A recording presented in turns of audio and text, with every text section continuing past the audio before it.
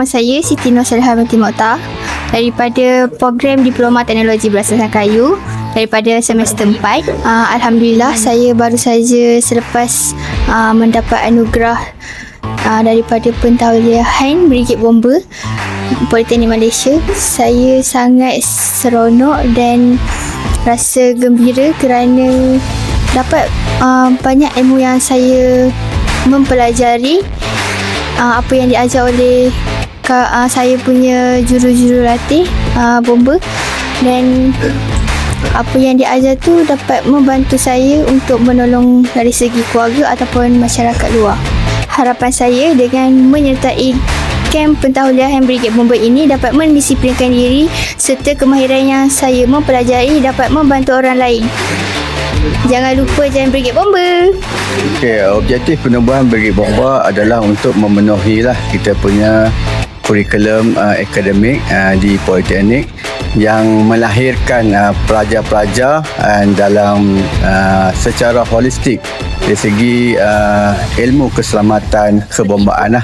So apabila pelajar-pelajar kita didedah dari segi ilmu berkenaan dengan tindakan awal. Contohnya apabila berlaku kemalangan di jalan raya, pelajar kita dah ada makluman di segi apa yang sepatutnya beliau bertindak. Contohnya dia menghubungi pihak-pihak yang berkepentingan dan so kalau boleh membantu dia punya mangsa di tempat kerja, dan kalau berlaku yang boleh secara ringan So kalau nampak benda tu agak kritikal, so tindakan awal menghubungilah pihak-pihak yang tertentu, contohnya hospital, bomba, supaya tindakan pantas dan awal tu dapat memberi pertolongan dengan secepat yang mungkin itu di luar. Kalau berlaku kebakaran pun sama juga, apabila nampak saja asap so tindakan awal, adakah kita boleh memadamkan ataupun kita terus menghubungi pihak yang terlibat secara cepat.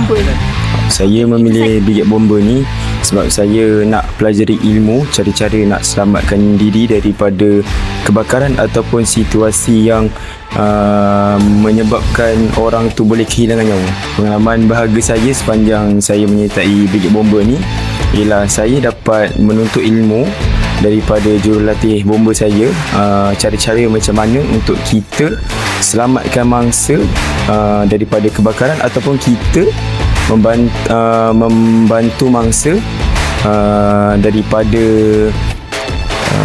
kehilangan nyawa. Sebagai contoh, kita boleh selamatkan mangsa tu daripada kebakaran ataupun kita dapat menyelamatkan mangsa tu daripada tercekik ataupun lemas. Harapan saya nak bantu masyarakat dengan ilmu yang saya ada sepanjang saya menyertai Brigade Bomber ni. Sebagai contoh, saya boleh apply ilmu saya untuk menyelamatkan mangsa atau masyarakat dalam situasi tertentu. Sebagai contoh, kebakaran, tercekik ataupun lemas, saya boleh buat langkah-langkah tersebut dengan ilmu yang saya ada.